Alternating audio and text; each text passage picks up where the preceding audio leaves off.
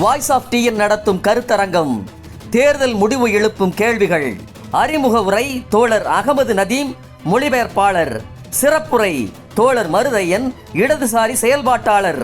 நாள் 27/6/2026 சனிக்கிழமை மாலை 6 மணி. இடம் படைப்பு அரங்கம், கோடம்பாக்கம் R2 காவல் நிலையம் எதிரில், கோடம்பாக்கம், சென்னை. அனைவரும் வருக. ட்ரைப்ஸ் நேயர்களுக்கு வணக்கம். இன்றைய நிகழ்ச்சியில் நம்மோடு பேச அரசியல் விமர்சகர் திரு வில்லவன் ராமதாஸ் அவர்கள் இணைந்துள்ளார்.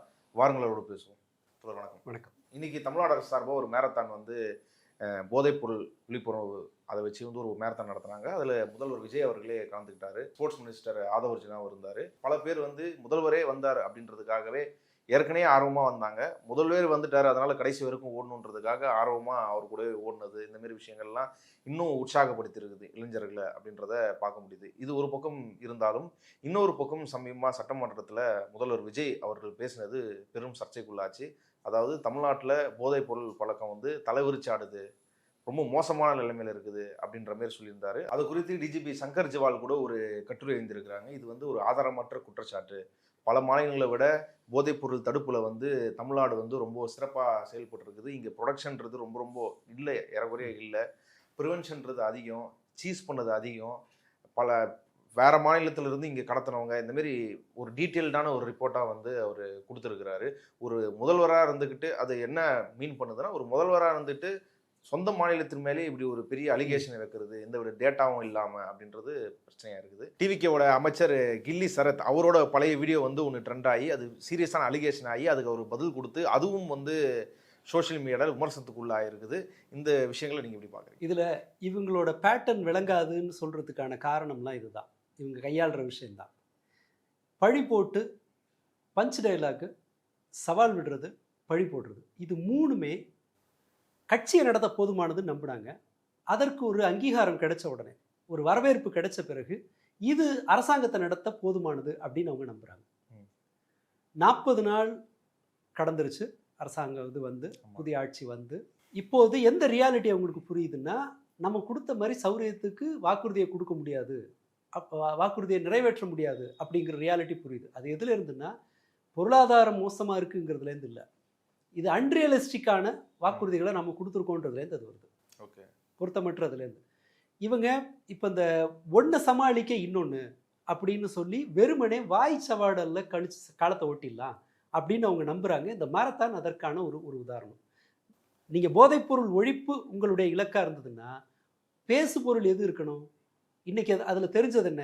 போதைப்பொருள் ஒழிப்பு குறித்து இவர் இதெல்லாம் இருக்குது, இந்த பிரச்சனை, இதை ஒழிச்சா அப்படி சரியாக இருக்கும் அப்படின்னு பேசியிருந்தா அது வைரல் ஆகியிருந்தா பரவாயில்ல. 3 கிலோமீட்டர் ஓடுனா ஒரே முதல்வர். ஆமாம், உறுதிமொழிலாம் எடுத்தார்ல, எல்லாரும் எடுக்கவும் வச்சார்ல. போதைப்பொருள் பயன்பாடு என்ன, அதுக்கு என்ன காரணம், எப்படி கண்டுபிடிக்கலாம், என்ன செய்யலான்னு இந்த பாப்புலாரிட்டியை இவங்க அதுக்கு பயன்படுத்தியிருந்தாங்கன்னா ஓகே, நாம் ஏதோ முயற்சின்னு அதை நம்பலாம். ஆனால் பேசப்பட்டது இது 3 கிலோமீட்டர் ஓடினாரு, ஓடுன ஒரே சிஎம், ஒரே அடி முடிச்சாங்க. தமிழ்நாட்டில் ஒரே சிஎம் மேரத்தானில் ஓடுனது. இது வரைக்கும் இருந்த சிஎம்லயே ஒரு மராத்தான்ல பார்ட்டிசிபேட் பண்ணி 3 கிலோமீட்டர் ஓடின சிஎம் தமிழ்நாட்டில், இந்தியாவிலே ஒரே சிஎம் நம்மளுடைய சிஎம் திரு சி ஜோசப் விஜயானந்த் தான். இது மோடியோட ரெப்ளிகா. இதெல்லாம் சொல்றதுக்கு உங்கள்கிட்ட நீங்க உங்களோட சாதனை அப்படின்னு ஒண்ணு இல்லைன்னு வச்சுக்கோங்களேன். நான் டீ ஆத்தினேன் அப்படின்னு பிறகு ஒரு நாள் கூட லீவ் பண்ணல, தேவையா எனக்கு? இது ஒரு சாதாரண மனிதனுக்கு நீ டீ ஆத்தின கதையை 100 வாட்டி கேட்டு எனக்கு என்ன ஆக போகுது? நீ டெய்லி வா, 3 மணி நேரம் கூட வா, இல்லை வீட்டில் உட்காந்து வேலையை பாரு, எனக்கு வேலை நடந்தா சரி. இதெல்லாம் பீத்திக்கிறதுக்கு ஒன்றும் இல்லைன்னு சொன்னால் நீங்கள் வேற எதையாவது எடுத்து போடணுக்கு. எம்ஜிஆர் எவ்வளோ சிவப்பாக இருக்கார் பாரு, என்ன அவர் ஸ்கர்ட் போட்டு வந்தாருன்னா எவ்வளோ சூப்பராக இருக்குது. அந்த சின்ன அந்த ட்ரெஸ்ஸு போட்டு வருவார் தெரியுமா? எம்ஜிஆர் சண்டை போடுவார், அது ஸ்கர்ட் மாதிரியே இருக்கும், அந்த டென்னிஸ் ஸ்கர்ட் மாதிரியே இருக்கும். அது அவர் கொஞ்சம் கவர்ச்சியாக காட்டுறதுக்காக, ஷார்ட்ஸ் எல்லாம் இல்லை, அந்த சண்டை போடுற காட்சியிலலாம் அது ஸ்கர்ட் மாதிரி இருக்கும் அந்த பழைய காலத்துல. அது என்னன்னா அவரை கிளாமரா காட்டுறதுக்கு. எம்ஜிஆர் தன்னுடைய இளமையை நிரூபிக்கிறதுக்கு மெனக்கெட்டு பல சமயம் நடந்திருக்கு, இந்த மாதிரி அக்கப்பொருளாக நடந்திருக்கு. எம்ஜிஆருக்கு மூஞ்சி கிளடு தட்டிடுச்சுன்னு ஏதோ சினிமா பத்திரிகையில் எழுதிட்டான். அப்போ சினிமா பத்திரிகைலாம் அதிகம், ரொம்ப வயசான மாதிரி தெரியுதுன்னு. அப்போ மயிலாடுதுறையில் ஒரு நாடகம் நடக்குது. எம்ஜிஆர் அப்போ நாடகம் சினிமா ரெண்டும் தானே. அந்த நாடகத்தில் நடிக்கிறார். இந்த செய்தி முதல் நாள் வந்துருச்சு, எம்ஜிஆர் மூஞ்சி வயசான மாதிரி தெரியுது அப்படின்னு சொல்லிட்டு. மக்கனால அவர் 100 கிலோ வெயிட் இருக்கிற ஒரு கேரக்டரை தூக்கி தன்னோட இளமையை நிரூபிக்கிறதுக்கு அவர் ட்ரை பண்ணுறாரு. தூக்கும்போது வலிக்கிட்டு வந்து காலை உடைச்சிட்டார் ஐயோ. எம்ஜிஆர். இது ஒரு சம்பவம். எம்ஜிஆர் கூடவே இருந்த திருச்சி சவுந்தரராஜன் அவர் ஒரு விஷயத்தை பதிவு பண்றாரு. நான் ரொம்ப எங்க ஆக்டிவா இருக்கேன்னு நிரூபிக்கிறதுக்காக என்ன பண்ணார், நிறைய எடுத்து சாப்பிட்டு வரேன் கறி மீன் எல்லாம். ஓகே. அப்புறம் போய் பாத்ரூம்ல வாயில விரல விட்டு வாந்தி எடுப்பாரு. நான் சொல்லல, திருச்சி சவுந்தரராஜன் சொல்றது. பாக்குறவங்களுக்கு பரவாயில்ல, இன்னும் ரொம்ப ஃபிட் அண்ட் ஆக்டிவா இருக்காரு அப்படின்னு சொல்லிட்டு இந்த எக்ஸாம்பிள் அது ரொம்ப பழசு, வேணாம் சவுந்தரராஜன் அவளுக்கெல்லாம் எதுக்குன்னு நீங்க போனீங்கன்னா, இப்ப யதார்த்தத்தில் உயிரோடு இருக்கிற 2 பேரை பத்தி பேசணும். ஒண்ணு வடிவேலு, சிங்கமுத்து. ஓகே. ரொம்ப இளமையா காட்டிக்கிறதுக்கு வெளியில நல்லா ஓடுவாரு, ரூமுக்குள்ள படுத்துக்கிட்டு மூச்சு வாங்குறது எனக்கு தானே தெரியும் அப்படின்னாரு சிங்கமுத்து.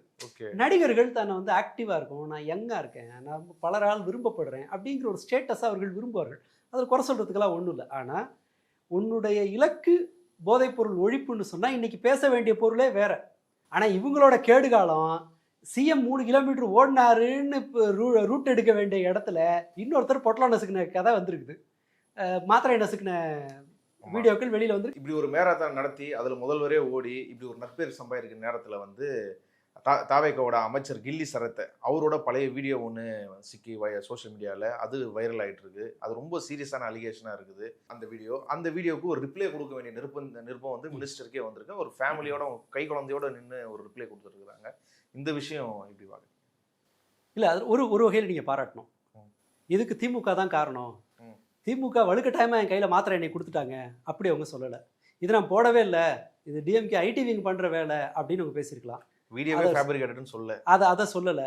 என்ன அடுத்ததா இல்லை இதுக்கும் மேலே போய் வேற மாதிரி ஒப்பாரி வச்சு அந்த மாதிரி எதுவும் செய்யாமல் இது நாங்கள் தான் செஞ்சோம் அப்படின்னு சொல்லியிருக்கிறாங்க. அதில் சென்டிமெண்ட் ஒரு இதுக்கு குழந்தைங்கள வழக்கமாக இருக்கும் இல்லையா, இந்த டிப்பிக்கல் இன்ஸ்டாகிராம் இன்ஃப்ளூயன்சஸ் பிரச்சனை வரும்போது அல்லது ஒரு ரீச் அதிகமாக்கணுங்கிறதுக்காக பொண்டாட்டி பிள்ளை மாமியார் மாமனார் எல்லாரையும் காட்சிக்குள்ளே கொண்டு வருவாங்க இல்லையா, அதை போல் உள்ளே கொண்டு வந்துட்டு ஒரு கண்டென்ட் ஒன்று கொடுத்துருக்காரு. இதில் அடிப்படையில் இருக்கிற கேள்வி, அப்போ இப்போ இந்த குழந்தைக்கு ஒரு 3-3.5 வயசு இருக்கும் போல தெரியுது, தெரியல 2 வருஷம் முன்னாடி இருந்திருக்கு. அவன் கையில் வச்சுட்டு பேசுகிற அந்த குழந்தை 3-4 வயசு இருக்கலாம். அந்த குழந்தை அவங்க சின்ன வயசில் அப்படின்னு சொன்னால் அதில் நிறைய ட்விட்டர்லேயே பார்த்தீங்கன்னா தெரியும், ஏகப்பட்ட ஓட்டம் வந்துருக்குது. 1.5 வயசு குழந்தைக்கெல்லாம் 1.5-2 வயசு குழந்தைக்கு மாத்திரையே கொடுக்க மாட்டாங்க. ட்விட்டரில் வருது, உண்மைதானா? நீங்கள் எது மாத்திரை கொடுக்க மாட்டாங்க? மாத்திரை கொடுக்க மாட்டாங்க. ஆமாம், மாத்திரை கொடுக்க மாட்டாங்க. மாத்திரை கொடுக்கக்கூடாது. குழந்தைக்கு ஏன் மாத்திரை கொடுக்கக்கூடாதுன்னா, ரொம்ப ரேராக ஏதாவது கொடுக்கலாம். நீங்கள் ஜுரம் ஜாஸ்தி ஆகுதுன்னு சொன்னால் ஒரு மாத்திரையை, குழந்தைக்கு ரொம்ப அதிகம் ஜுரம் இருக்குது அப்படின்னா நீங்கள் மருந்து வேலை செய்கிறதுக்கு லேட் ஆகுங்கிறதுனால ஒரு மாத்திரையை ஆசன வாயில் திணிப்பாங்க. ஓகே. பாராசிட்டமால் மருந்து மாத்திரை முழுங்க கொடுக்க மாட்டாங்க, முழுங்க வாயில் கொடுக்க மாட்டாங்க. தொண்டையில் போய் மாட்டிக்கலாம், குழந்தை துப்பிடலாம், அது தெரியாது இல்லையா. ரொம்ப ரேராக சில இதுக்கு கொடுக்கலாம், மாத்திரை கொடுக்கலாம். அது 1.5 வயசு குழந்தைக்கு 99% சிறப்பு தான் கொடுப்பாங்க. மாத்திரை கொடுக்குற அளவுக்கான குழந்தைய ஐபிஎல்லுக்கு கூட்டு போயிருக்காங்களா? கேள்வி 1. அடுத்ததா குழந்தை எங்கங்க அந்த விஷுவல்ல இல்லை, சரி குழந்தை இல்லை. 2வது அந்த மாத்திரையை ஏன் ஃபோனில் வச்சு மாத்திரை 500 ரூபா நோட்டு, ஃபோனு, கிரெடிட் கார்டு, அது அந்த மாத்திரையை நகர்த்துற விதம், தக் லைஃப்னு அந்த வீடியோவில் ஒரு காட்சி. ஒருவேளை நீங்கள் சொல்கிறது உண்மையாக இருந்தால், இது ஒன்று அவதூறு செய்கிறதா இருந்தால், 2 வருஷம் முன்னாடி இந்த வீடியோ போட்டது யாரு? அந்த அந்த அந்த வீடியோ எப்படி தக் லைஃப் இதோட வருது? அந்த காட்சி சொல்வது என்ன? அதை மறைச்சிட்டு வேற இருக்கிறாங்க. இவர் இதை பண்ணும்போது இவங்க பக்கத்தில் துணியை வேற வச்சு மறைச்சிட்டு இருக்கிறாங்க. இது எல்லாமே ஒரு மாதிரி இல்லை,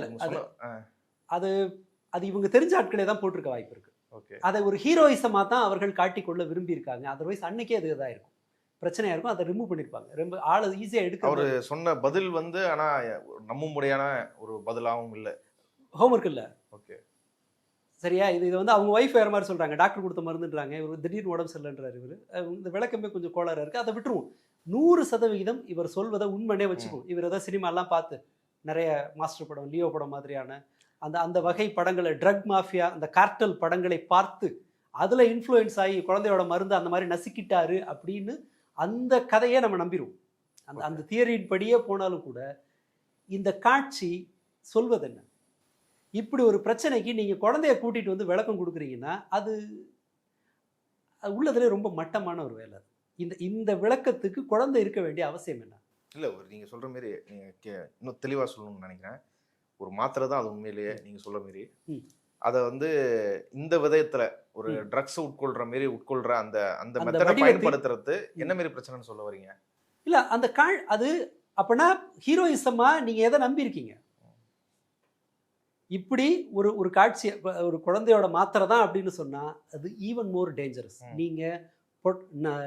நீங்கள் மருந்து நசுக்கி மூக்கில் உறிஞ்சுறதை விட குழந்தைக்கான மாத்திரையை அந்த மாதிரி நீங்கள் நசுக்கி ஒரு வீடியோ கண்டென்ட் எடுக்கிற அளவில் இருக்கீங்கன்னா இது அதை விட மோசம். ஏன்னா உங்களுக்கு லைஃப்பில் சீரியஸ்னஸே கிடையாதுன்னு அர்த்தம். மொபைல் ஃபோன் இருக்கிறதுலே டாய்லெட் சீட்டை விட அதிகம் கண்டாமினேட் ஆனது எதுன்னு சொன்னால் மொபைலோட ஸ்க்ரீன். ஏன்னா நம்ம பாத்ரூம் போய்ட்டு வந்து அந்த கையை அப்படி வைப்போம், கண்ட இடத்துல கை வச்சுட்டு அங்கே தான் வைப்போம், இருக்கிறத செக் பண்ணி பார்த்தோன்னா அதில் தான் பாக்டீரியா அதிகம். நீங்கள் ஃபோனு, கிரெடிட் கார்டு, 500 ரூபா நோட்டு, அதாவது கண்ட இடத்துலையும் இருக்கிற, ஈவன் ஒருத்தர் வந்து இதில் தரையில் மோஷன்லாம் போய் யூரின் போய் வச்சுருக்க தரையில் விழுந்த 500 ரூபா நோட்டை கூட நம்ம கழுவியெல்லாம் பாக்கெட்டில் வைக்கிறது இல்லை. இந்த ஹைலி கண்டாமினேட்டட் ஆப்ஜெக்ட் 3 எடுத்து வச்சுக்கிட்டு நீங்கள் குழந்தையோட மாத்திரையை நசுக்கிற அளவுக்கு உங்களுக்கு அறிவு இருக்குன்னு சொன்னால் நீங்கள் அட்மினிஸ்ட்ரேஷனை என்ன பண்ண போகிறீங்கன்னு எனக்கு சத்தியமாக தெரியல. அடுத்த பிரச்சனை, இது உங்களுடைய நடத்தை குறித்த ஒரு குற்றச்சாட்டு. நீங்கள் உங்களுடைய பொது இடத்தில் நீங்கள் நடந்து கொண்ட விதம், அதை காட்சியாக்கி வெளியிட்ட ரெண்டு பிரச்சனை குறித்த ஒரு விவாதம். இதில் ஒய்ஃப் குழந்தைய கூட்டிகிட்டு வர்றதுக்கான தேவையில்லை. இது இன்னொரு மோசமான மாடல். இவ்வளவு தான் இவங்களோட தகுதியே, இவ்வளவு தான். இவங்க அன்னைக்கு மாத்திரையை அதாவது ஏதோ ஒரு மாத்திரை, இட் கேன் பி எனிதிங், ஏதோ ஒரு பொருள், நீங்கள் சும்மா இதற்காக எடுக்கல, ஏதோ ஒரு நீங்கள் பொதுவான சந்தேகத்தின்படி சினிமா பார்த்து எங்களுக்கு இருக்கிற இந்த மாதிரியான பொருட்கள் சப்ஸ்டன்ஸை பற்றின அறிவுப்படி பார்த்தா இது வேற. இல்லை நீங்கள் சொல்கிற லாஜிக் படி முழுக்க சரண்டர் ஆகிறோம், நீங்கள் குழந்தையோட ஒரு வித்தியாசமான முறையில் ட்ரெண்டிங்காக குழந்தையோட மாத்திரையை நசுக்குனீங்கன்னு வச்சுக்கிட்டா அது வேற ஒரு வகையில் டாக்ஸிக். ஒரு கண்டென்ட் கிரியேட் அன்னைக்கு அந்த தக் லைஃபுங்கிறது தேவைப்பட்டுச்சு, அதுக்காக அந்த காட்சியை போட்டிங்க. இன்னைக்கு உங்களுக்கு ஒரு சிம்பத்தி தேவைப்படுது, மைஃப் குழந்தைய கூட்டும். ஒரு டிப்பிக்கல் இன்ஸ்டா இன்ஃப்ளூயன்ஸனுடைய பிஹேவியரை வெளிப்படுத்தும் போது இங்கே அட்மினிஸ்ட்ரேஷன் எங்கேருந்து விளங்கும்? நீங்கள் இந்த டீமை வச்சுக்கிட்டு தான் நீங்கள் போதைப்பொருள் ஒழிப்பு, போதைப்பொருள் பரவிடுச்சு அப்படின்னு சம்மந்தமே இல்லாத ஒரு காவல்துறை அதிகாரி வந்து புலம்புற லெவலில் இருக்குது.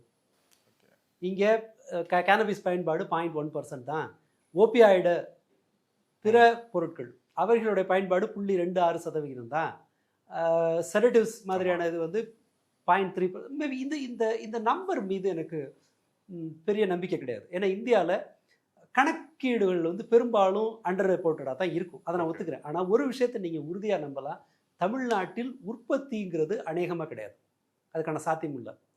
விளைச்சல் எந்த வகையில் இல்லை, அந்த மாதிரியான உற்பத்திங்கிறது இங்கே எங்கேயுமே எல்லாமே வெளியிலேருந்து கொண்டு வர்றது தான். கஞ்சா சில இடத்துல கிடைக்குதுல்ல, விளைக்கிறாங்க, டிவிக்கு ஆதரவாளரே ஒருத்தர் வீட்டில் விளையாடுறது இல்லை, அது அது அது எல்லா இடத்துலையும் நடக்கும். நான் சில கேசஸ் பார்த்துருக்கேன், பசங்க பழக்கப்பட்டிருப்பாங்க, அந்த தின்னர்லாம் இருக்கு இல்லையா, அந்த ஒயிட்னர் எடுத்து மூக்கில் உரிவாங்க. நீங்கள் அதை தடுக்கிறது ரொம்ப சிரமம். அது வந்து வீடு, ஸ்கூலு, சமூகத்தின் பிற பகுதிகள் எல்லாரும் சேர்ந்தாதான் அதை நிறுத்த முடியும். அதை கொஞ்சம் உறிஞ்சும் போது வேற ஒரு சப்ஸ்டன்ஸ், மூளை வந்து ஆக்சிஜன் அளவு குறையும் போது மூளை தன்னோட சில வேலைகளை நிப்பாட்டும். ஒரு எமர்ஜென்சி மந்தமாகும் போது அது ஒரு மயக்கமாக இருக்கும், அதை ஒரு போதையாக நுகர்றவங்க உண்டு.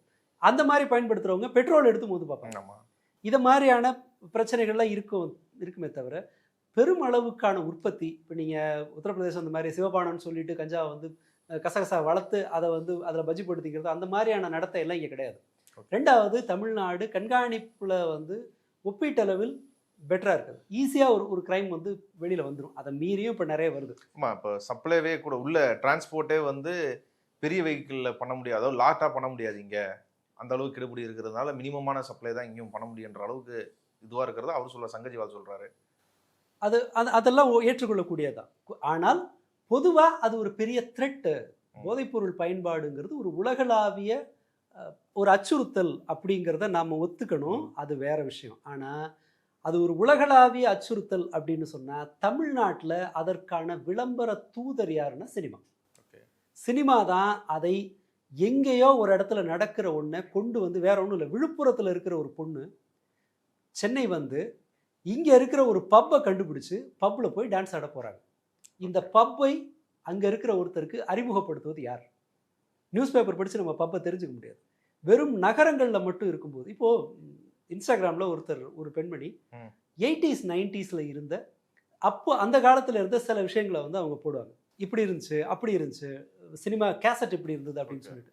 அவர்கள் 80கள் 90களில் சென்னை எப்படி இருந்துச்சுன்னு எக்ஸ்பிளைன் பண்ணுறாங்க. அதில் பல விஷயம் எனக்கு தெரியவே தெரியாது. அந்த காலகட்டத்தில் தஞ்சாவூரில் வளர்ந்த எனக்கு சென்னையில் இந்தந்த மாதிரியான வசதிகள்லாம் இருந்துச்சுன்னே எனக்கு தெரியாது. அப்போ ரிக்ஷாவில் போகிறது, அந்த கேசட்டு, இந்த லெவலில் தான் அவங்க சொல்கிறாங்க. அவங்க பேசின நிகழ்ச்சி, டிவி நிகழ்ச்சி, இது எதுவுமே பல விஷயங்களுக்கு நான் கேள்விப்பட்டதே இல்லை. ஏன்னா இங்கே கிடைக்கிற எஃப்எம் எல்லாம் அங்கே கிடையாது. இப்போ வந்து சென்னையில் ஒரு ஜிம் திறந்தா கூட அது நீங்கள் தஞ்சாவூரில் இருக்கிறவங்க தெரிஞ்சு எல்லாருக்கும் தெரியும். ஜிம்முக்கு ஒரு ப்ரொமோஷன் கிடைக்கும் ஆன்லைனில். சினிமா, இன்டர்நெட்டு, எஸ்பெஷலி சினிமா, இது எல்லாத்தையும் போதையை கொண்டு வந்து வீடு வீடாக சேர்த்தது சினிமா. குடியை நார்மலைஸ் பண்ணது சினிமா. அதற்கு முன்பு சினிமாவில் குடி ராமராஜன் காலத்திலையும் அதுக்கப்புறம் வந்த காலங்கள்லையும் கூட ஒரு குறிப்பிட்ட இந்த கடந்த 20 வருஷமாக தான் இந்த அக்கப்போரெலாம் நடக்குது. அதற்கு முன்பு கூட, அதான் ராமராஜன் காலம்னா ராமராஜன் பீக்கில் இருந்த காலத்தை நான் சொல்கிறேன், காலத்தை புரிஞ்சுக்கிறதுக்காக. அந்த காலகட்டத்தில் எல்லாம் கூட குடிக்கிறவனை வந்து ஒரு மாதிரி அசிங்கமாக பார்க்குற ஒரு கலாச்சாரம், ஒரு நடத்தை தான் இருந்தது சினிமா உட்பட. குடிக்கிறவன் கெட்டவனாக இருப்பான், குடிக்காதவன் நல்லவனாக இருப்பான். இதை குடியை நார்மலைஸ் பண்ணி ஒவ்வொரு நார்மலைஸை தாண்டி, ஆமாம், அதுக்கு மேலே குடிக்காத ஒரு ஷோவில், ஒரு டிவி ஷோவில் ஒரு பொண்ணு சொல்லுது, பையன் கணவன் மனைவி 2 பேர் இருக்காங்க. கணவன் அந்த பக்கம் இருந்துட்டு எங்கள் அப்பா குடிச்சு குடும்பத்தை நாசம் பண்ணிட்டாரு, அதனால நான் குடி எனக்கு பிடிக்காதுன்னு, நான் குடிச்சிட்டு இதாக இருக்கிற கெத்தாக இருக்கிற ஒரு ஹஸ்பண்ட் வேணும்னு நான் நினச்சேன்னு ஒரு பொண்ணு சொல்கிறாங்க. குடியை நார்மல் ஆக்கினதோட விளைவு தான் அது ரொம்ப சாதாரணமானது. குடிக்கிறது, சிகரெட் பிடிக்கிறது, இந்த மாதிரி இருக்கிறதெல்லாம் ஒரு ஹீரோயிசமா, மேன்லிங்கா கொண்டு வந்தது சினிமா தான். ரஜினி தான் சிகரெட்டை பாப்புலரைஸ் பண்ணாரு அப்படிங்கிற குற்றச்சாட்டு, அது தரவுகளின் அடிப்படையில் அதான். அவர் தான் அது ஒரு ஆண்கானதுன்னு கொண்டு வந்தது. இல்லை, அது ஒரு நீண்ட பட்டியல். பட் தமிழ்நாட்டில் அதை அறிமுகப்படுத்துனது ரஜினி. பெரிய அளவில் இல்லை, சின்ன பசங்கள்கிட்ட கூட, ஸ்கூல் கிட்ஸ்கிட்ட கூட அதை கொண்டு போய் சேர்த்தது அவர் தான். அது சரின்னு வச்சுக்கிட்டோன்னு சொன்னால், கடந்த 20 வருஷத்தில் குடியை ஒவ்வொரு வீட்டிற்கும் கொண்டு போய் சேர்த்து, எவன் குடிக்கலை இன்னைக்கு அப்படிங்கிற ஒரு வாசகம் வருவதற்கான காரணமாக இருந்தது சினிமா. சாராய கடை அன்னையிலேருந்து இருக்குது. ஈவன் மலிவில் 5 ரூபா பாக்கெட் சாராயம்லாம் கூட உண்டு. அதை தாண்டி கொண்டு வந்தது இவங்க. அதற்கு சரி, இவருடைய நடத்தையிலேருந்து பார்ப்போம்.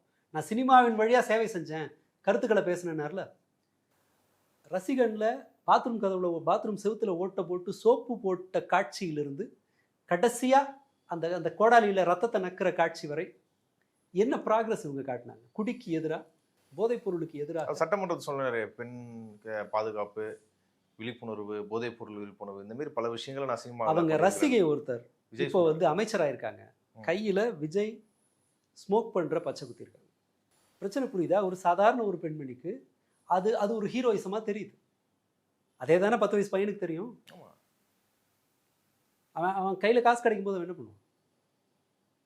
அடுத்த பிரச்சனை, சமூகம் பொருளாதார ரீதியாக சமமற்றதாக இருக்கும்போது, இன்னைக்கு பணம் வரும், வராது, வேலை இருக்கும், இருக்காது, அன்சர்டைனாக இருக்கும்போது மனிதர்கள் அதீத பதட்டத்துக்கு ஆளாவாங்க. செய்யறதுக்கு ஒன்றுமே இல்லை, பிளாங்காக இருக்குது, ஒரு மாதிரி ரெஸ்பான்சிபிலிட்டியே இல்லாமல், ஒரு விக்டர் ஃப்ராங்க்லின் சொல்கிற மாதிரி அவங்களுக்கு ஒரு டியூட்டின்னு ஒன்று இல்லை, ரொம்ப ரிலாக்ஸ்டாக இருக்காங்க, அல்லது வந்து செய்கிறதுக்கான ஒரு பர்பஸ் இல்லை, வாழ்க்கையில் ஒரு பர்பஸ் இல்லை. அப்படிங்கும்போது அவர்களுக்கு மூளை ஏதாவது போய் சுரண்டிகிட்டே இருக்கும், வேறு ஏதாவது பண்ணுன்னு. அப்போது இந்த எக்ஸைட்மெண்ட்டுக்காக வேறு ஏதாவது தேடி போவாங்க. இந்த 2 பிரச்சனையை அட்ரஸ் பண்ணுறதுக்கு இவங்ககிட்ட என்ன மெக்கானிசம் இருக்குது? கிடையாது. ஏன்னா வெறும் ஃபுல் ஆஃப் என்டர்டெயின்மெண்ட்னாலேயே ஆட்சிக்கு வந்தவங்க இவங்க மேலும் மேலும் மேலும் மேலும் என்டர்டெயின்மெண்ட்டை சப்ளை பண்ணுவாங்க. அரசியல் செய்திகள் கூட என்டர்டெயின்மெண்ட்டாக மாறிட்டு இருக்கு. ஸோ இவர்களுடைய ஆட்சி, இவர்களுடைய பிஹேவியர், இது ரெண்டுமே இன்டைரக்டாக மனிதர்களை ஒரு போதைப் பொருளை நோக்கி தள்ளுவதற்கான வாய்ப்பு உண்டு. சரி, பொருளாதார ரீதியான அன்சர்டைனிட்டிக்கு இவங்க கையில் இருக்கிற பிளான் என்ன? எதுவும் கிடையாது. ஒத்துழைப்போம், ஒன்றிய அரசோட ஒத்துழைப்போம். ஒன்றிய அரசோட திட்டம் என்ன? எல்லாத்தையும் பிரைவேடைஸ். அரசியல் ரீதியாக சொல்லு, நிர்வாக ரீதியாக தானே சொல்கிறாங்க. வடவர் நிர்வாக ரீதியான என்ன? இவங்களோட இதில் என்ன வந்திருக்கு? கோயில் நிதி கோயிலுக்கே ஆச்சா, கோயில் நிதியில் இனிமேல் ஸ்கூல் கிடையாது, இனிமேல் கோயில் அவ்வளோதான் போகுது. இது பாஜகவோட ஒரு ஸ்கீமு. எல்லாத்தையும் ப்ரைவேடைஸ் பண்ணு அப்படிங்கிறது பாஜகவோட ஸ்கீமு. இவங்க என்ன சொல்கிறாங்க? டாஸ்மாகை ப்ரைவேடைஸ் பண்ணுறதை பற்றி யோசிப்போம். ஸ்கூலு 3000 ஸ்கூலுக்கிட்ட வந்து தனியார் பள்ளிகளுக்கு கொடுத்துருக்காங்க. சிபிஎஸ்சிக்கு 1000 ஸ்கூலுக்கிட்ட கொடுத்து சிபிஎஸ்சிக்கு போகுது. 3 லாங்குவேஜ் பாலிசி ஆக போகுது. அண்ட் அந்த நிரந்தரமான வேலைங்கிறத ஒழிக்கிறதுக்கான அந்த பாஜகவினுடைய நடவடிக்கை இவங்க எப்படி ஃபைட் பண்ண போகிறாங்கன்னு தெரியாது. ஸோ இவங்க இந்த போதைப்பொருள் நுகர்வு, போதைப்பொருள் தாக்கம், சினிமா எல்லாமே இவங்ககிட்ட இருக்குது. இவங்க பாக்கெட்டுக்குள்ளே இருக்கிற விஷயங்கள் தான் போதைப்பொருளை தூண்டுவதற்கான அடிப்படை காரணி.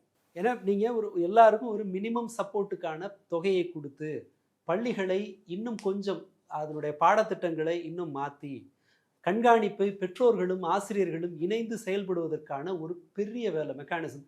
இதெல்லாம் செஞ்சால் நீங்கள் இன்னொரு 5 வருஷம் கழிச்சு ஏதாவது ஒரு ப்ராக்ரஸை நீங்கள் கொண்டு வரலாம். ஈவன் தோ மற்ற மாநிலங்களோடு ஒப்பிடும்போது இது லோதான்னாலும் இது அதிகரிப்பதற்கான சாத்தியம் நிறைய உண்டு. இதை செய்யறதுக்கு பதிலாக ஸ்கூலில் என்ன நடக்குது?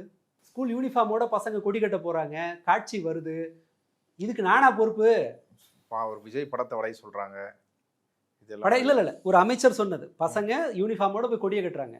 கொடியை கட்டுறதுக்கு இது பசங்க தான் இதில் வந்து எங்களுக்காக அவங்களோட ரோல் இந்த நிறைய உண்டு ஆட்சி மாற்றத்தில். அவங்க ஆசைப்பட்டு போய் கட்டத்தில் நான் எப்படி பொறுப்பாக்க முடியும்னு செங்கோட்டையன் பேசுகிறார். பள்ளிகளுக்கு போய் ஆய்வு செய்ய போகிறேன்ட்டு போகிறாங்க. விஜய் பாட்டு ஓட பட்டம் கொடுக்குறாங்க. பட்டம் கொடுக்குறாரு ஒருத்தர், மெடிக்கல் காலேஜ் ஒருத்தர். மெடிக்கல் காலேஜில் இந்த மாதிரி பட்டம் வாங்குறாரு அமைச்சர்.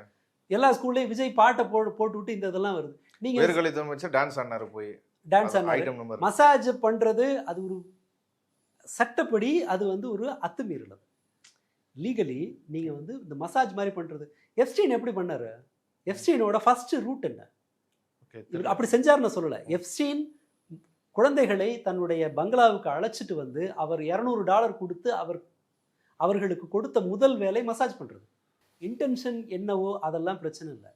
நீங்கள் இன்னொருத்தரோட பாக்கெட்டில், உங்களுக்கு அறிமுகம் இல்லாத ஒரு பாக்கெட்டில் பொது இடத்துல கையை விடுறீங்கன்னா அது திருடுறதுக்கான முயற்சின்னு தான் கருதப்படும். அது ஒரு அத்துமீறல். இன்னொருத்தர் மேலே கையை வைக்கக்கூடாதுங்கிறது ஒரு ரூல். நீ கையை வச்சுட்டு தெனாவட்டா பதில் பேசுகிறாரு, நான் நடவடிக்கை எடுப்பேன் அப்படின்னு. இப்போ தான் நேஷனல் மீடியாவில் போட்டு கிழிச்சதுக்கப்புறம் தான் மன்னிப்பு வைக்கிறாரு. இவங்களோட நடத்தை காட்டுவது என்னென்னா, இவங்க எந்த இடத்துலையும் ஒரு ப்ராக்ரஸை சொல்ல மாட்டாங்க. 2 வருஷம் ஆனாலும் இவர்கள் மீண்டும் பழைய போடுவாங்க. அப்படி தான் இது போகுது. இது எல்லாத்தையும் நாம் கன்சாலிடேட் பண்ணி பார்க்கும்போது மக்கள் இன்னும் கொஞ்சம் தங்களை பாதுகாத்து கொள்வதற்கு மக்கள் இன்னும் கொஞ்சம் விழிப்பாக இருக்கிறது தான் வழியே தவிர, இவங்க திருந்தி ஏதாவது ஒன்று செய்வாங்கங்கிறதுக்கான தடயமே இந்த 45 நாளில் வரல. ஒரு மண்டலம் ஆயிடுச்சு, மாலை போட்டிங்கன்னா அந்த நேரம் திரும்பி வரலாம். இல்லை, அது ஒரு ரிவர்ஸ் ப்ராசஸ்க்கு என்ன அறிகுறியும் தெரியல. இப்போது வெறும் சினிமாவில் இருந்துக்கிட்டு இன்ஃப்ளூயன்ஸ் பண்ணவங்க இப்போது ஒரு ஸ்டேட்டை கையில் வச்சுக்கிட்டு இன்ஃப்ளூயன்ஸ் பண்ணுறாங்க. இப்போது ஆப்வியஸ்லி மீடியாவும் இன்றைக்கி பல செய்திகள் புதிய தலைமுறையிலே கூட தூய்மை பணியாளர்களுக்கு வந்து 12 இடத்துல வந்து பிரபண்ட ஜோனை வந்து ப்ரைவேடைசேஷன் ஆகினாங்க. அதை வந்து திமுக ஆட்சியில் கொண்டு வந்த இதுன்னு சொல்லி எடுத்து போடுறாங்க புதிய தலைமுறையிலையும். இப்போது இப்படி ஒரு மேனிப்புலேஷன் நடக்கும்போது மக்கள் புரிஞ்சுக்கிறதுக்கான வாய்ப்பு எப்படி அதை இது பண்ணிடுறது? இல்லை, நான் பொதுவாக நான் சொல்கிறது என்னென்னா, செய்தியை நீங்கள் தான் தேடி போய் சரியான செய்தியை பார்க்கணும்.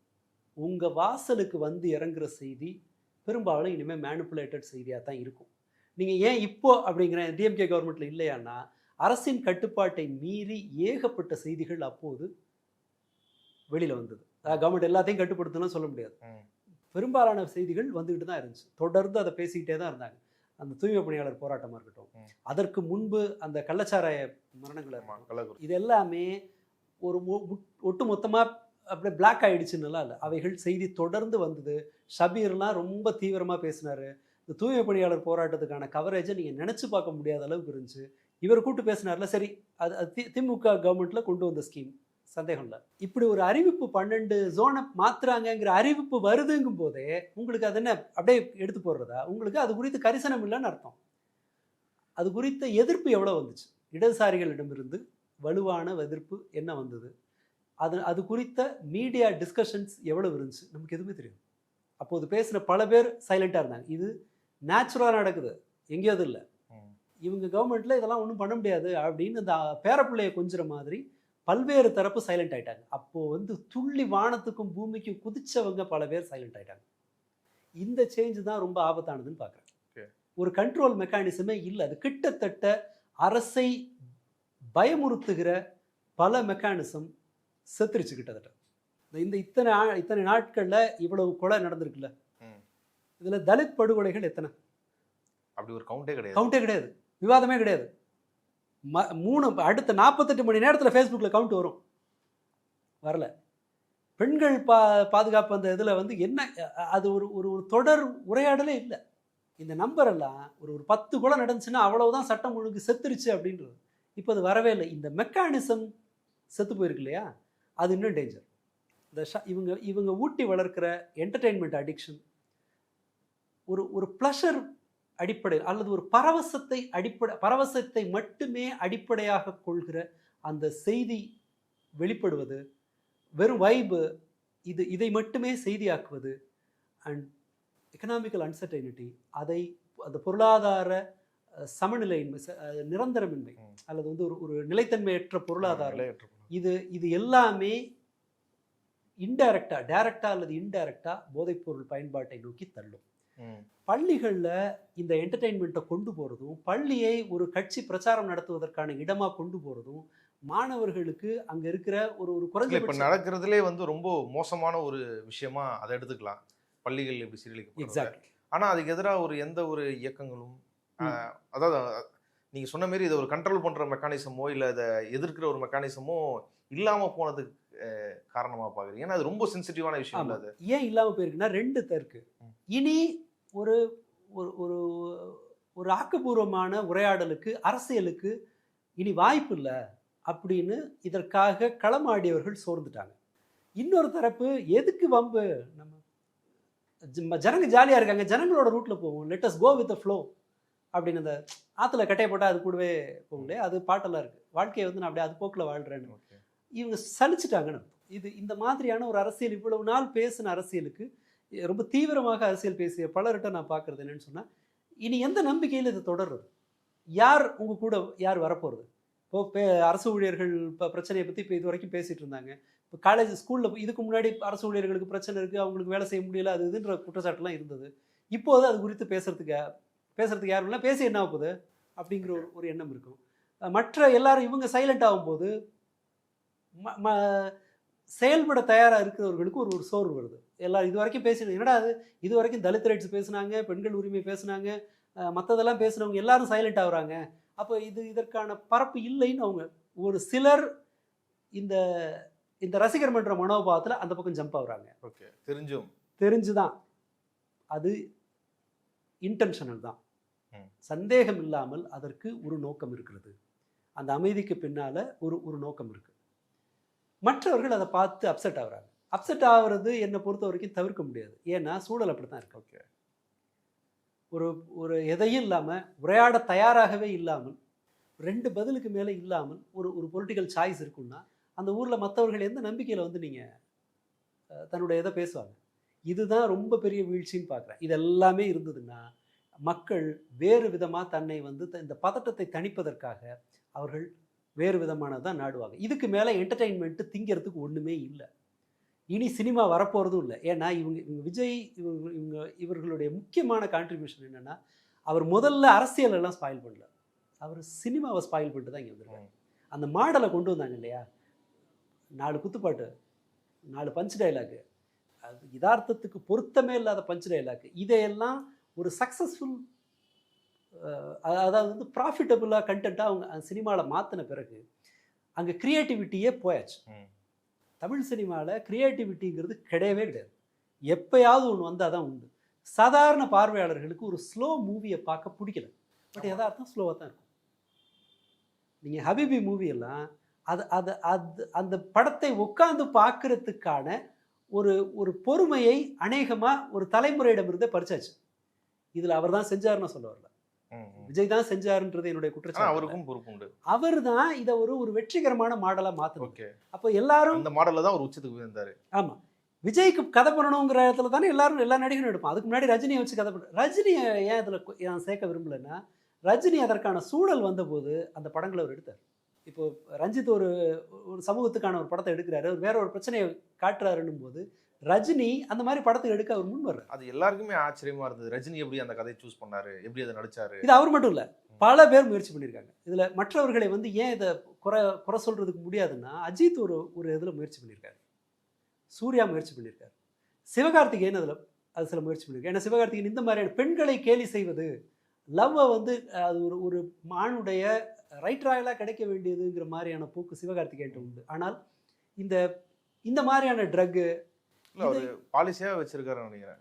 ஒரு படத்தில் அவர் வந்து சிகரெட் குடிக்கிற மாதிரி காட்சிகள் வைக்க மாட்டேன்றது. அதாவது அவர்களுக்கு குறைஞ்சபட்சம் மாறலாம் நம்ம ஏதாவது செய்யணுங்கிற ஒரு எண்ணம் இருந்தது, அல்லது வாய்ப்பு கிடைக்கும் போது அதை பயன்படுத்தினாங்க. நீங்கள் இவருக்கு இந்த மாதிரி கிடையாது, எந்த காட்சியை வேணால் எடுப்பார் விஜய் சேதுபதி. ஆனால் அவர் வெளியில் பேசுகிறத அதை காம்பன்சேட் பண்ணும். ஒரு எளிமையான, எல்லாரையும் இன்க்ளூட் பண்ணுற ஒரு சரியான ஒரு நபராக இருக்கிறது, அப்படிங்கிறத வந்து அவர் வெளியில் அதை ட்ரை பண்ணார். இந்த இந்த இந்த குரூப்பில் இருக்கிற அத்தனை பேரும் ஏதோ ஒரு வகையில் தங்கள் கொஞ்சம் சரியாக இருக்கணுன்றத முயற்சி பண்ணாங்க. வாய்ப்பு கிடைக்கும்போது அதை செஞ்சாங்க, அல்லது ப்ரொடியூசராகி அதை செஞ்சாங்க. இவர் மட்டும்தான் எல்லாத்தையும் வாங்கி பையில் போட்டுக்கிற ஒரு ஆளாக மட்டும் இருந்தார். சப்ளை பண்ணது எல்லாமே வஸ்ட் கண்டென்ட். பட் அதில் அவரை இதில் குறை சொல்ல முடியாது. ஏன்னா அதை வாங்கி தின்னதெல்லாம் சாதாரண ஆட்கள். இந்த கண்டென்ட்டை என்ஜாய் பண்ணுறதுக்கு பழக்கப்பட்ட மக்கள் இல்லைன்னா அது ஒரு பிரச்சனை. அதில் வெறுமனே அவர் செல்லப்பிள்ளையை மட்டும் நம்ம குறை சொல்ல முடியாது. சந்திரசேகரன் செல்லப்பிள்ளையை மட்டும் குறை சொல்லலாம் முடியாது. ஸோ நான் இதில் இவர்களுடைய நடத்தையே பிரச்சனைக்குரியதுங்கிறத உணராமல் போனதோட ஒரு சிக்கல். அப்பாவை கட்டி பிடிச்சிட்டு ஃபோட்டோ போடுறது இல்லை அப்பா பாசம், அப்பா பேச்சை கேட்குறது அல்லது அவருக்கு இது செய்கிறது. அதை அவர் செஞ்சாரா? நீங்கள் தனுஷ் எடுத்துங்க. தனுஷ் அப்பா ஒரு காலத்தில் எடுத்த படம் வந்து ட்ரீம்ஸு, அந்த மாதிரியான படங்கள். ஒரு ஆபாச குப்பை. இது குமுதத்தில் பட விமர்சனம் போட்டாங்க. ஒரு குப்பை தொட்டி ஃபோட்டோ எடுத்து ட்ரீம்ஸ் பட விமர்சனம்னு போட்டிருந்தாங்க. கஸ்தூரி ராஜா அவர் அதுக்கப்புறம் சொன்னார், அப்பா நீ வீட்டில் உட்காந்துக்கோ, கடனை எல்லாம் நாங்கள் அடைச்சிட்டாங்க போட்டுருக்கோம், நீ வீட்டில் உட்காந்துக்க, நீ வேற எதுவும் செய்யாத அப்படின்னு. அப்பாவோட ஒரு பிரச்சனையை ஐடென்டிஃபை பண்ணி அதை சரி பண்ணுறதுக்கு உங்கள் முயற்சி பண்ணுறாங்க. அதன் விளைவு அவர் இப்போ வந்து ஒரு தன்னுடைய பழைய பாவங்களை எல்லாம் கழுவுவதற்கான வேற ஒரு படத்தில் நடிக்கிறார். தமிழ் சினிமாவில் நடந்ததே கிடையாது. ஒரு முஸ்லிம் குடும்பத்தின் கதையை அதை முழு நீள படமாக எடுத்து அதில் ஒரு லீட் ரோல் பண்ணுறது. ஒரு குழந்தை பருவத்திலிருந்து இறக்குற பருவம் வரைக்கும் என்னெல்லாம் நடக்கும் அப்படின்றத சரியானது. எனக்கு தெரிஞ்சு தமிழ் சினிமாவில் இப்படி ஒரு படம் வந்திருக்குன்னு ஆச்சரியம். அப்படி வந்து அப்பாவின் மீது அவரை மன்னிச்சு ஏற்றுக்கிட்டு அவரை சரி பண்ணும்போது அவரால் வேற ஒரு சரியான ப்ராடக்ட் கொடுக்க முடிஞ்சு. ஆனால் சந்திரசேகர் எதாவது நடந்துச்சா? இவங்க மாடல் டிராஃபிக் ராமசாமி அதெல்லாம் பண்ணியிருக்காரு. அது அவரே பண்ணது. நான் சொல்றது அவர் சொன்ன குற்றச்சாட்டுகள் எதுவுமே சரி நடக்கல. அவர் பிஸி ஆனது சொன்னார்ல, 4 ட்வீட் போட்டை வச்சுட்டு 4 ட்வீட்டை போட்டு அதை காட்டி என்ன ஏமாத்துறாங்க. ஓகே, ஐ திங்க் நம்ம டிபேட் ஆகிறோம்னு நினைக்கிறேன். நான் சொல்ல வர்றது, இந்த சோஷியல் மீடியா கண்டென்ட்டை போடுறதுனால, 3 கிலோமீட்டர் ஓடுறதுனால, நீங்கள் டெய்லி நியூஸை சப்ளை பண்ணுறதுனாலலாம் போதைப் பொருளை ஒழிக்க முடியாது. இன்ஃபேக்ட் உங்களுடைய மாடல் ஆஃப் பாலிடிக்ஸ் போதைப்பொருள் பயன்பாட்டை அதிகரிக்க தான் செய்யும். ஏன்னா நீங்கள் கை வைக்கிற இடம் ஸ்கூலை ஸ்பாயில் பண்ணுறீங்க. நீங்கள் ஒரு சென்சிபிளான அரசியல் உரையாடலுக்கான பரப்பை காலி பண்ணுறீங்க. வெறுமனே கதறு ஒன்று அழிச்சிட்டோம் பார்த்தியா, இந்த மாதிரியான சிக்னல் காட்டி பஞ்ச் டயலாக் பேசுனீங்கன்னு சொன்னால் அது மக்களை வெறுமனே ஒரு என்டர்டெயின்மெண்ட் அடிக்ட் ஆகும். என்டர்டெயின்மெண்ட் போதாது, உங்களுக்கு தேய்ச்சிக்கிட்டே இருந்தீங்கன்னா பத்தாது. என்டர்டெயின்மெண்ட் போதாதுங்கிற போது அவன் ஒரு சப்ஸ்டன்ஸை தேடி போவான். என்டர்டெயின்மெண்ட் போதாதுங்கிற போது விதிகளை மீறி அதன் வழியாக தான் கெத்த காட்ட ட்ரை பண்ணுவான். ஒரு குழந்தைக்கு, ஒரு 15-16 வயசு பையனுக்கு பரவசம் தேவை இருக்குது, அவனுக்கு லைஃப்பில் ப்ரெஷர் இல்லை. அப்படிங்கும்போது அவன் அந்த எக்ஸைட்மெண்ட்டை எப்படி காட்டுவான்? ரூலை மீறுறதன் வழியாக காட்டுவான். ரூலை மீறுறதுக்கான என்ன வழி இருக்குது? டிராஃபிக் வயலேஷன் இருக்குது. ரூலை மீறுறதுக்கு வழி என்ன இருக்குது? யாரோ ஒருத்தவங்க கூட சண்டை போடுறதுக்கு இருக்குது. ரூலை மீறுறதுக்கு இன்னொரு வழி என்ன? ட்ரக் எடுக்கிறது. ஏன்னா திருட்டுத்தனமாக செய்யணும், பணம் திருடணும், இன்னொரு இடத்துக்கு போகணும், இதெல்லாம் இருக்குது. இது 3 எங்கே வந்து நிற்கும்? ரூலை பிரேக் பண்ணுற எதுவுமே கவர்மெண்ட்டுக்கு த்ரெட்டு. நீங்கள் இன்டைரக்டாக அதை தான் வளர்க்குறீங்க. நான் ஸ்டில் இப்போதும் இதை என்னால் ஏற்றுக்கொள்ளவே முடியாத ஒரு பாலிடிக்ஸு. இவங்களோட சகவாசமே வேணான்னு நினைக்கிற ஒரு ஆள், ஈவன் என்னோட நெருங்கிய சர்க்கிளில் இதை வந்து இது ஓகே தான், இந்த பாலிடிக்ஸ் நல்லதுன்னு சொல்கிறவங்க கூட ஒரு உரையாடலை வச்சுக்கிறது கூட எனக்கு இஷ்டம் இல்லை. ஆனாலும் இப்போ இந்த விஷயத்தில் ஒரு வேண்டுகோளாக நான் வைக்கிறேன், குறைஞ்சபட்சம் இந்த சீரியஸ்னஸையாவது உணருங்க. வேற வழி இல்லை. ஏன்னா இதை ஸ்பாயில் பண்ண பிறகு ரிப்பேர் பண்ணுறது இவங்களாலே அதை கண்ட்ரோல் பண்ண முடியாது. அப்புறம் உங்கள் தலையிலே வந்து விடியும். நீங்கள் எத்தனை வருஷம் பழி போடுவீங்க? 3 வருஷம் பழி போடுவீங்களா? 2029 வரைக்கும் அடுத்த எலெக்ஷன் என்ன பண்ண முடியும்? நீங்கள் அது வருஷம் ஏறிக்கிட்டே போகும். இந்த இடத்துல நீங்கள் கையை வைக்கலைன்னா இது உங்களுக்கு பெரிய சுமையாக வரும். அதை ஆதரித்த சாதாரண மனிதர்கள் அதற்கான விலையை கொடுக்க ஆரம்பிக்கும் போது அது உங்களால் நிறுத்த முடியாத எல்லைக்கு அது போயிருக்கும். இது பள்ளத்தில் கார் வர்ற மாதிரி, கார் விடுற மாதிரி. அதிர்ஷ்டம் இருந்தால் தான் அதனுடைய டேமேஜ் குறைவாக இருக்கும். ஸோ இது குறித்து ஒரு பொதுவான ஒரு அழுத்தத்தை, அதனுடைய சீரியஸ்னஸை உணருங்க. நான் ப்ரெஷர் போடுங்கன்னே நான் யார்கிட்டையும் கேட்கல. இதன் சீரியஸ்னஸை உணருங்கள். இப்படி மேரத்தான் நடத்தி பஞ்ச் டயலாக் பேசி பழி போட்டு நீங்கள் போதை நுகர்வை குறைக்க முடியாது. ஈவன் தோ இது ஸ்மால் நம்பராக இருந்தாலும் கூட அது ஒரு சீரியஸ் பிரச்சனை. அண்ட் உங்களுடைய அரசியல் நடவடிக்கைகள் மக்களை அந்த திசையில் தான் நகர்த்தும். இது ஒரு இன்னொரு வார்னிங். இது ரெண்டையும் தான் அவங்க தெரிஞ்சுக்கணும்னு நினைக்கிறேன் குறைஞ்சபட்சம். இவ்வளவு நேரம் பல்வேறு விஷயங்கள் குறித்து உங்கள் கருத்துக்களை பகிர்ந்து கொண்டதுக்கு நன்றி. நன்றி.